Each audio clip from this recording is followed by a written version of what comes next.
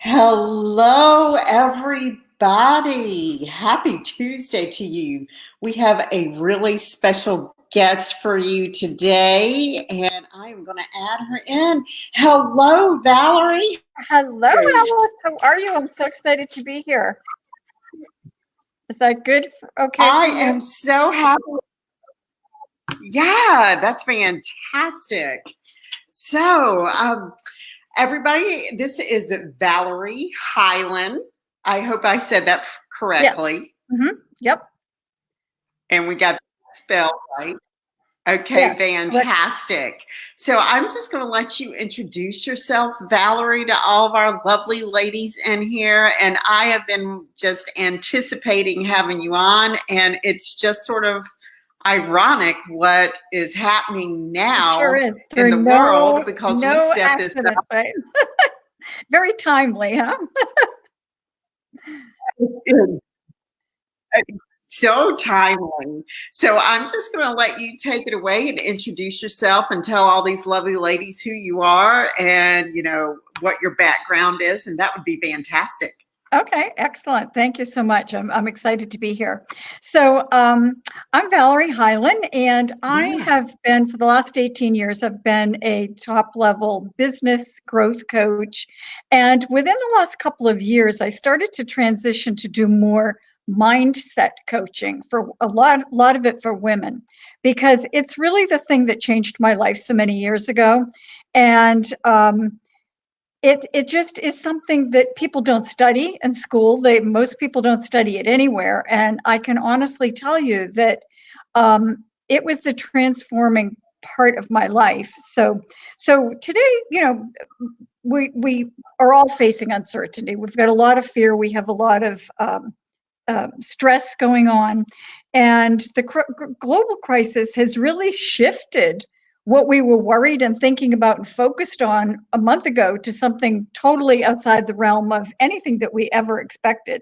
So while the training today was supposed to be mostly Right. focused on mindset for your group who are facing perhaps a new phase of their life and they're looking to see what comes next, I think that what I'm going to cover today is going to be really, really pertinent for both their personal life, what they want to do to reinvent themselves moving forward, and also how to handle the stress and how to face what we're all facing now to get the best possible outcomes. I mean, we can't control what's happening. So, um, what I'll Right. tell you for sure is consciously changing the way you think is the most valuable, accessible. It is the way to change your life. Okay. So your mind and your thoughts is what impacts every single thing that shows up in your life. So, man's greatest strength is his mind, and his greatest ability is to problem solve. So that's what we're meant to do. And so the way we better problem solve is to get rid of our stories and to start to ask better questions. And that was a big takeaway. I worked as a business coach. I've worked for Tony Robbins as a coach. And the very first live event that I went to of Tony's, that was my big takeaway that I wrote down in capital letters across the front of my notebook was, if you ask better questions, you'll get better answers. But we get so stuck in Yes. rerunning the same tapes that we think the same thoughts, and we rehash those same tapes and the same stories, and they don't serve us, but we don't think we can change them. Okay, so Right. mindset shifts are going to help you find solutions that, from where you're sitting right now, right at this moment, seem totally impossible. And so what is mindset? Mindset is basically all of the beliefs or truths that you hold, either about yourself, others, and the world around you. Okay, so mindset comes from your thoughts. So thought is everything. Everything starts as thought, and your thoughts have an energy to them, and all thought is energy. And so this is your non-physical realm. This is your inner being that you have to tap into, because this energy of your mind is actually the most powerful force on earth, other than the ocean. I mean, it really is. And so we tend to focus ourselves on our outer being, what we can see and feel and touch, and so what we can verify with our eyes. But what we're missing tapping into is this ginormous, limitless source energy that's there to serve us. But we have to tap into it through our mindset. And so we're an extension of that non-physical source. So if you think about it, every single solitary thing that has ever been invented started as thought. Okay. So it was thought backed by either a person or a group of people's beliefs that something better, something different was possible. And so if you think about over 100 years ago, who would have thought that we would have had the telephone, that we could literally, and even a cell phone. I mean, you think about the difference between how everything has evolved. I don't know how any of those things work, but I use that source every day, a million times a day. Okay, so somebody who came up with that and has evolved it over time, it's become more and more sophisticated.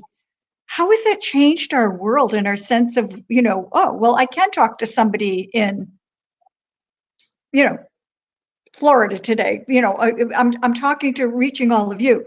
Who would think about air travel and how that would open up our world as possibilities?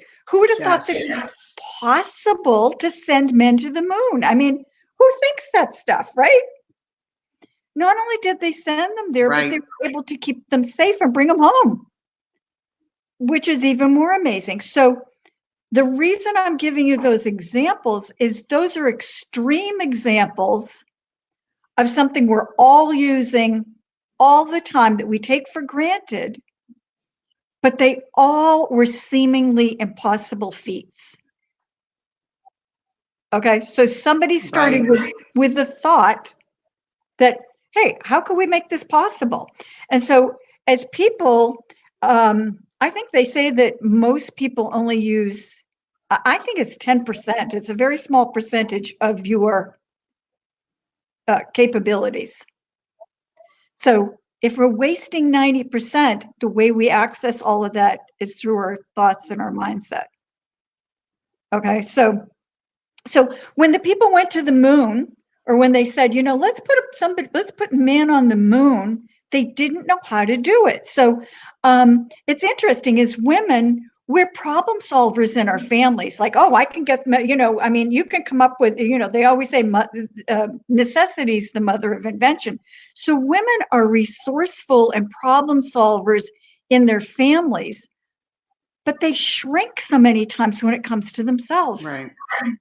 I don't know why we do it or where we learned it, but we think small, we play small, we buy into our stories.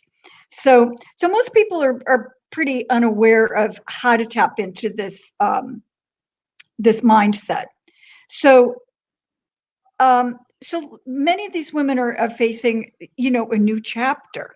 And so what you're looking for is, during the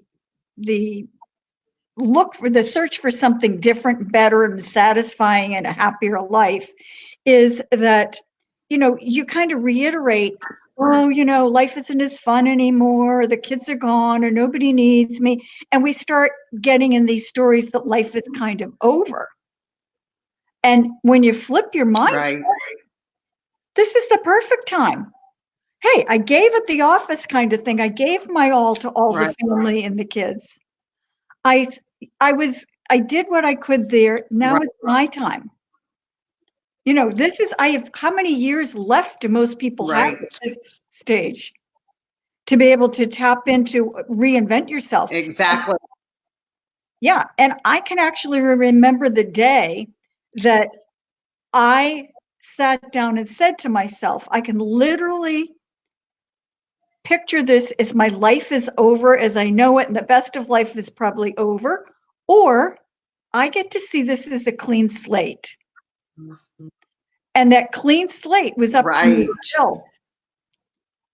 Okay, but I was never going to fill it to its maximum unless I really worked on my mindset. So So right. this applies to the current So do crisis. you equate some of that to, I'm sorry? do you equate some of that to like women losing really what part of their purpose is? Yes. Yeah. We lose our identity. We give up our power. I mean, in my generation, you gave up your power to the husband. My husband made all the big money. He lost the big money. He made big money. He was making the decisions, and I didn't feel like I had the power. And I just never pictured myself as being super, super capable. And so it was a big shift that after he passed away, and I'll get into that a little bit further on. I'll tell you a little bit about that. I mean, when I looked at that clean slate, it was like, okay, if it's to be, it's up to me. And do I want to play small, or do I want to start to study and learn new tools that I can maximize what I'm supposed to be doing here? Okay. And so, this may be your perfect time to reinvent yourself, but your thoughts about the process need to change in order to maximize that potential. So a lot of women too, we tend to think about what we think we could do, or what we're capable of, instead of what we really want. And so, I always urge everybody, dream big. The universe is out there to answer your call. I mean, we're all meant for something bigger. So each one of us is connected to that non-physical power that can help us get there. And some of us refer to this as God or source, or however you call it. But the key is that we're meant for limitlessness. We're meant to be in power for ourselves. And so we need to tap into that energy instead of settling. So a friend of mine introduced me to the study of mindset, law of attraction, and so on, at a time that I was in a really severe crisis. My husband had just passed away, and he left me in over $150,000 in debt. I lost my home that we had just built. I mean, it was major crises, and I had no clue at that point, Alice, how I would survive, let alone thrive. I mean, thriving was way off the scope. I mean, my first focus was just to figure out how I would survive. I was a stay-at-home mom for many years, and my kids were just getting to the point where they were out of the house. And I didn't know what my talent was. I didn't know what my purpose was. And so what I'll tell you is that within just a couple of months of really starting to study mindset work and law of attraction and controlling my thoughts and changing my energy, miracles started to show up, and stuff that, as they say, the rest is history. And since then, I have literally read hundreds and hundreds of books. So I encourage everybody, if you don't like the place you're at, and if you're feeling stuck, read some books, spend some time on this, listen to some podcasts, get a coach. I mean, there's so many resources out there, and people have figured this out, and there's action steps. There's literally action steps you can take to help this be faster. So since that time, I mean, I have coached with some of the top coaches in the world. I have purchased a home in Arizona. I have paid off the mortgage on my house in New Hampshire. I've totally renovated that house. I've been able to travel the world. I have created a six-figure income. And this was little old me. I am an average person. Okay, so I had no clue how to do it. I had low self-esteem. I actually lost my husband, my house, and my mother all within 3 months of each other. So it wasn't easy, but it was possible. No. Possible. And so when I started, I mean, I was like a lot of people are right now with this crisis coming on. I mean, I was desperate feeling. I was hopeless feeling. I was scared stiff. I was broke. I was depressed. I was grief stricken. And I was starting over really at the age where some of your women in your group are right now, where my friends were thinking of retiring, and I was hitting the ground running. So I know it. So the reason I'm telling you my success story is if it's possible for me, it is possible for anybody. It really, really is. So how old were you? I was 51 when I started over. Yeah. So, and I had no support system. I had no family around. My parents were gone. I had no brothers or sisters. So it was, I mean, I was in a desperate situation. So that added motivation. But the point is that you don't have to be desperate to make the changes. Make them when you're not desperate, step into it. Yes. So I love that. I'd love to give you an analogy. And I just thought of this the other day. So I'm sitting here right now, and I have a sliding glass door right here, and I have a backyard. Whoops, we're getting feedback. Can you hear me? I can hear you. You're sort of coming and going sometimes.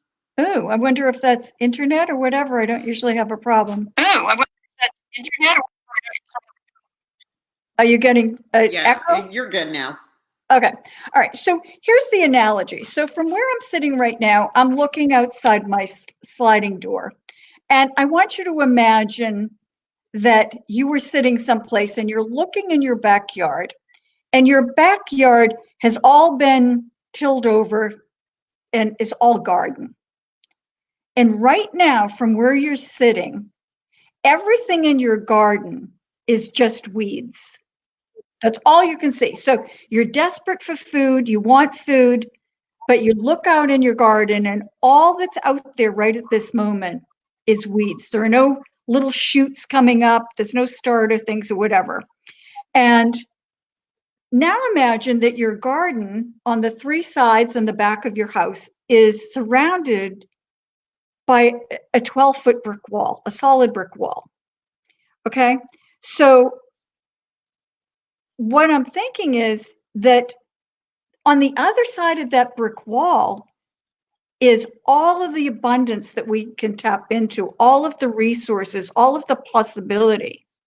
So on the other side of that wall, there's really limitless food, limitless farms and streams and trees, fruit trees growing and whatever, but we can't see it. So the walls that we're putting up are just the walls in our mind. Just because we can't see ourselves being able to accomplish something, or we don't see opportunities opening up for ourselves, or we don't see solutions, it doesn't mean they're not there. And at the time, I mean, I was into victim mode at the time. I was believing all my stories of limitation, and I wasn't smart enough, I wasn't talented enough, or whatever. But all of those were really just in my mind. And if you had tried to tell me from where I was sitting in crisis that all of that was possible for me, I would argue with you and say, I don't believe you that it's out there. But it is. But the place you have to find it first is in your mind. Does that make sense? So it does, totally. I love that analogy. Yeah, so the average person has over 70,000 thoughts a day. And so for women especially, it seems many of those are negative. And they're the same thoughts that we play over and over and over again. And so here's a formula that to me is so simplistic, but it is so true. And I might encourage you all to write it down. Here we go. Okay, so it is your thought. Your thoughts create your beliefs. Okay, so your beliefs tell you what you think is true, what you think is false, what you think is possible for you, what you think is impossible. And so that's the core. So if your thoughts are in a certain way, then your belief becomes whatever it is. And then your beliefs create your action steps or your lack of action steps. Okay, so, and then your action steps or your lack of action steps determine your outcomes, and your outcomes are your life. Okay, so, Yeah. so, I mean, you could use this, I know you work with a lot of people with food, or people wanting to lose weight or whatever. So let's say your thought is, seems like I've been overweight forever. Okay, so your next belief might be, nothing works for me. I've tried every diet, nothing works. I can't control my cravings. I can't make the right choices. I don't know what's wrong with me, but nothing works for me. I think I'm just meant to, this is just how I am. So then those beliefs become your truths. They're not the truth. They're not the truth. They're just your truths, right? And so those truths then lead you to either, to take an action step or not take an action step. So those truths would lead you to say, it's hopeless. It doesn't make sense for me to invest in this program and try to lose weight. Nothing's going to work for me. No, somebody else could have a thought that says, I'm sick and tired of being overweight, and I need to do something about it. So they start with a different thought. So if you can change your thought, then their belief is, so there's a lot of ways that thought could go. So maybe their thought becomes, if so-and-so could do it on that program, maybe I'll succeed. It doesn't make sense to give up. Think how proud I'll be if I finally conquer this. You start to create new beliefs that lead to possibility of taking an action step that would say, all right, you know what? I am going to commit to this new program, and I am going to lose this weight no matter what. And so the person that commits, you and I know, I mean, weight loss isn't rocket science. It takes the mindset and the commitment. Anybody can do it. So the same is true of other things. But it all starts with the thought, okay? And so it actually, science has done studies that say that if you can hold a better thought for even 16 seconds, you will start to access a different energy that puts you in a different place. Okay, so we know that our brain is an energetic source, okay? So your brain is really like an energy field that attracts the things that are a match for it. So when the thought was, I'm tired of being overweight and I'm going to find a solution, the thoughts, those beliefs started to show up that were energetically a match for the vibration that those thoughts started with. And so it's a really, so that's where you have to examine, what your outcome is. So when you've got your thought in one way and it's not working for you, you've got to try to switch the switch. So another thing that I would use as a skill that is it's really proven by science is that your thoughts have an emotion that's attached to them. So let's take it's the person that said, I've never been able to lose weight. Nothing seems to work for me. Then you have an emotional response to that thought.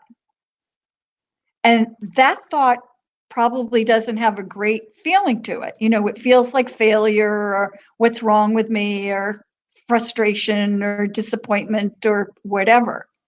Okay. And so it has a vibration to it. So here's another tool to use. Anytime you've got a thought that doesn't feel good, the red flag needs to pop up.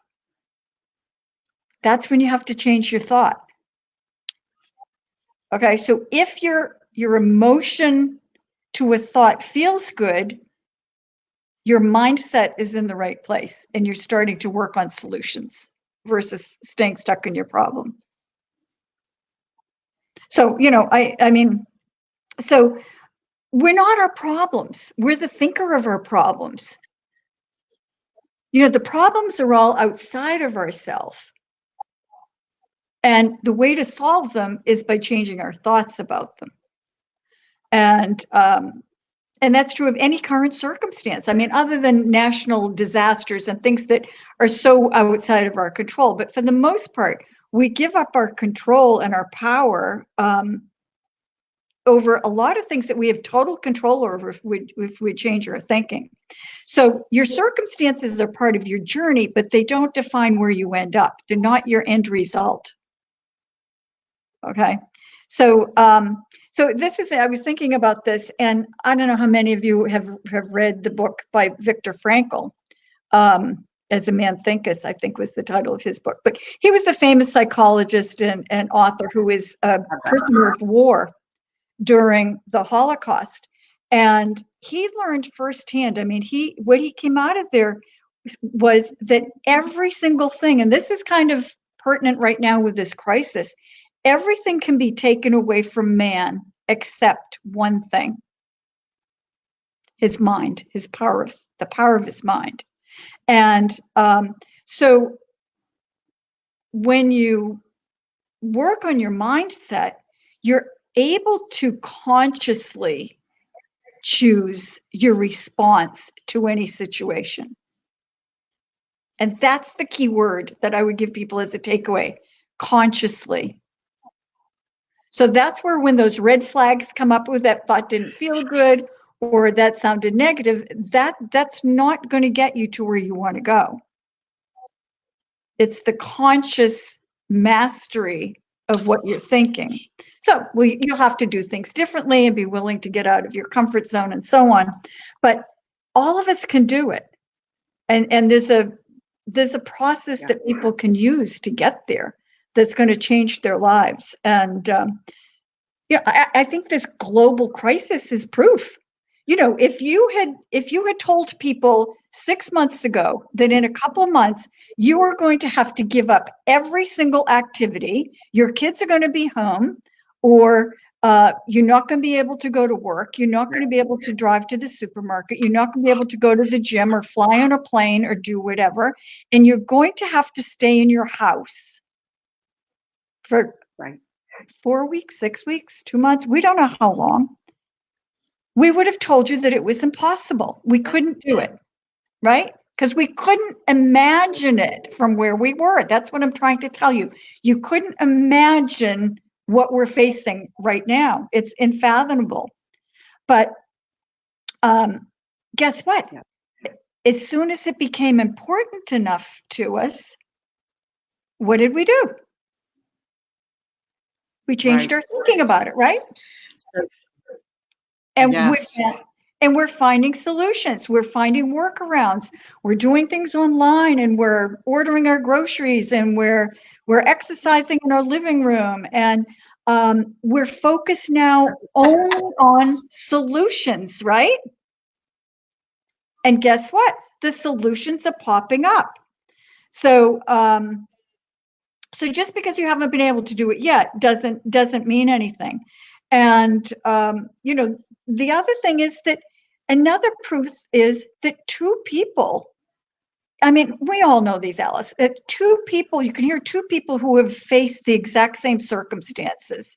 They're a young mother of 3, and their husband has passed away suddenly, and they're left with whatever, or there's somebody who's become paralyzed or whatever. We know two people, there are stories of examples of people who have faced any kinds of challenges, and the big lessons are in the big challenges. And if you can take the takeaways from some of these big stories and bring them into your personal life, for like how you want to reinvent yourself, the formula is the same.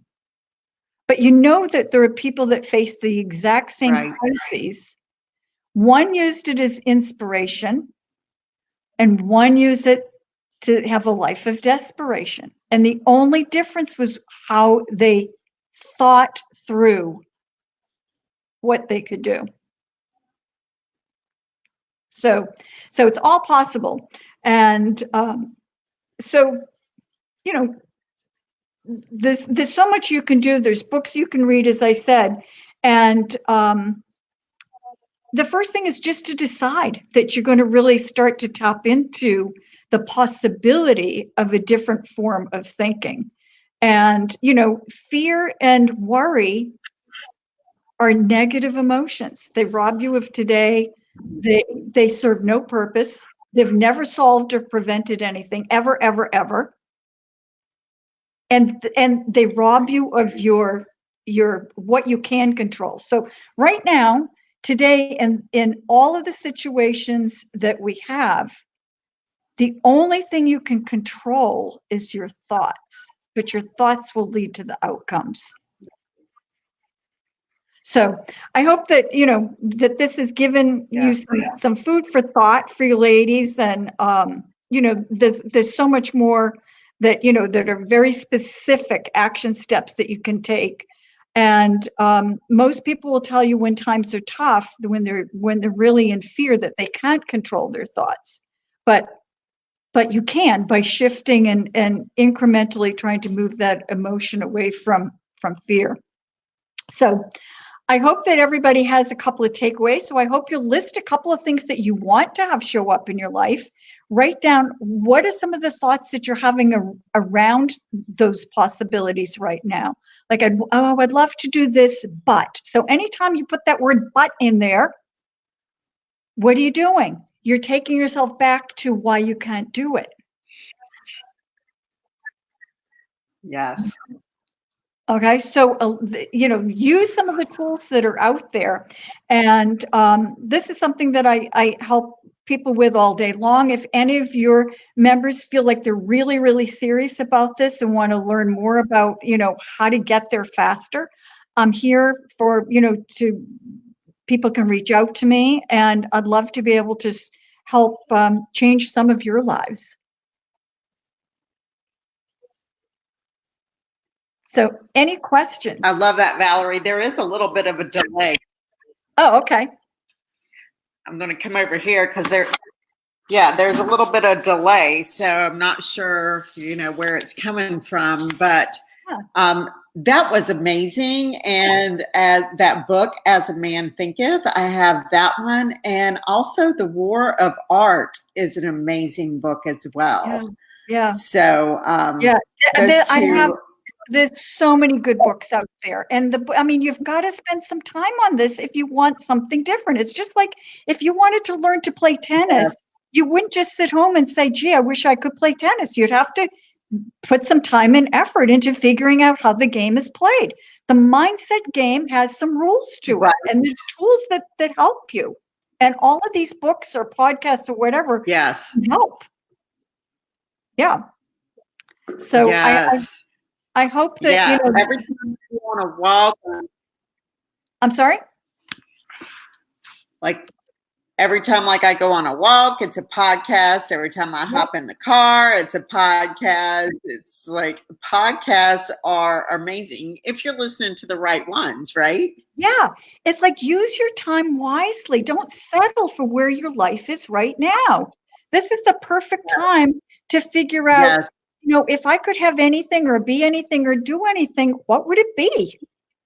And how do I get there? Right.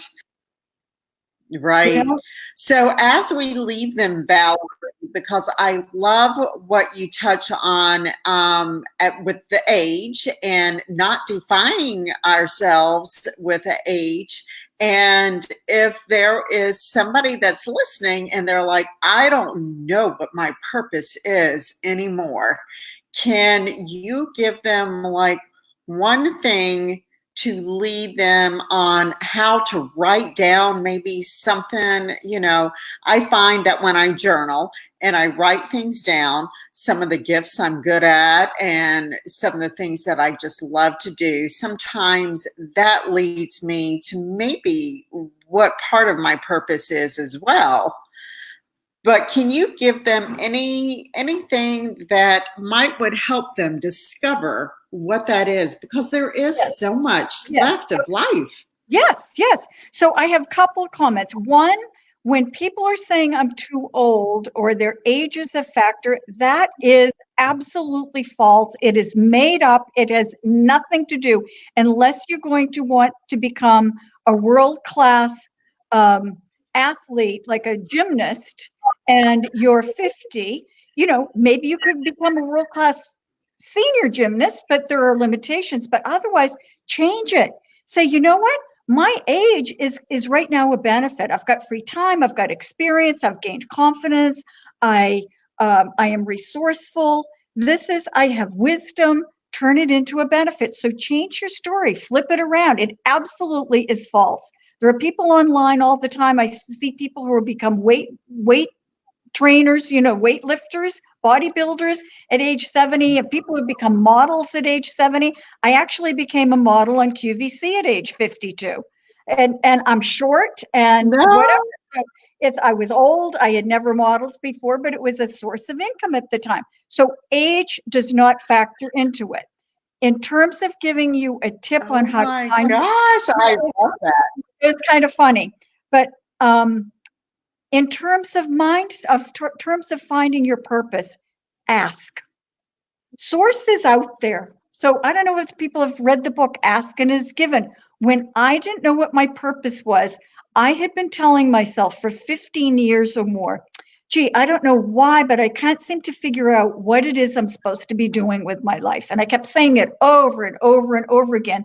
And I had proof that it was true. So I didn't think I was being negative. I thought I was just stating fact. As soon as I started studying the law of attraction and mindset work, I shifted what I was saying to this.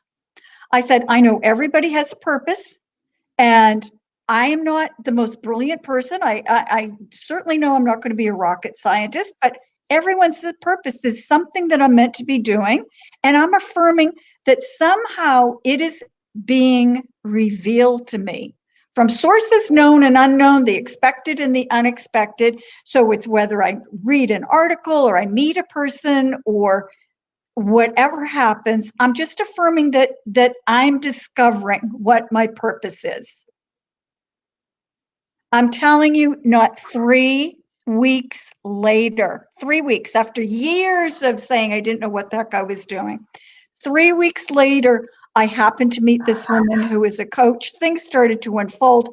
Like all these miracle coincidences that I know weren't coincidences started to show up, and my new life was created. It was crazy miracles. So I would ask Source to just lead you for signs, show you the way, give you a divine download if you want. The other tip that I would give you for that is to look at what you love to do or that you're good at naturally. Are you great at arranging flowers? Are you great at writing poems? Are you great at organizing closets? Are you great at, it doesn't matter what it is. It could be anything. Planning hikes for your family or whatever. But think about what you're good at that you like to do naturally, or what you love to do as a kid usually leaves clues. What were you doing as a kid that was your thing? Like some people love to play nurse, and some people love to cook, and some people love to be outside exercising. And so, what some people loved English class. Look for what you liked in your youth. And the third thing I would leave you with as a suggestion is ask your friends. Your friends know what you're good at. You know what you're good at, but you don't want to claim it and own it and brag about it. But your friends know what you're good at. So if you ask your friends, if I asked my 10 closest friends, the things that they say that I am best at, I guarantee you almost everything on each person's list would be identical. So there's clues in that. Amazing. What can you do? What do your friends tell you you're good at? Isn't it what you're doing? Cooking. Cooking. There you go. There you go. Yes. Well, you have been such a delight, Valerie. I love just talking with you. I'd like to listen to you all night long. You're just an amazing person. I just so appreciate that your time that you gave in here to these ladies. And can you just tell them where to reach you? Do you have a website or how can they get in I touch don't with have a you? web. I've never needed a website. I have built a six-figure income without a website. So if you're telling yourself you couldn't start your business because you don't have a website, that's a lie too. So the people find me. So you can find me on Facebook. You can message me on Facebook, just under my name, and reach out to me there. I'd be happy to connect with anyone. And I really have enjoyed having the opportunity to share a little bit about what changed my life. And I just hope that at least one or two of your people, that this is really going to inspire them to change the way they're thinking about themselves and about Yeah. their possibilities. And step into your Mhm. power, girls. Step into your power. I love that. Thank you so much, Valerie. And after we end this broadcast, if you can just type in maybe below your name and any other way that they can reach out to you, any kind of resources that you have, would be great. Okay. And do I rejoin the same link?